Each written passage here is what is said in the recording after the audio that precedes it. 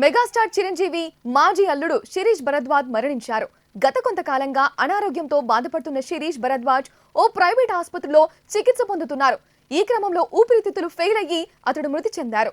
శిరీష్ భరద్వాజ్ చిరు రెండో కూతురు శ్రీజని 2007లో వివాహం చేసుకున్నాడు. 2014లో పలు కారణాలతో వాడు విడిపోయారు. వీరిద్దరికి ఒక పాప కూడా ఉంది. ఆ తర్వాత శిరీష్ మరొక అమ్మాయిని వివాహం చేసుకున్నాడు.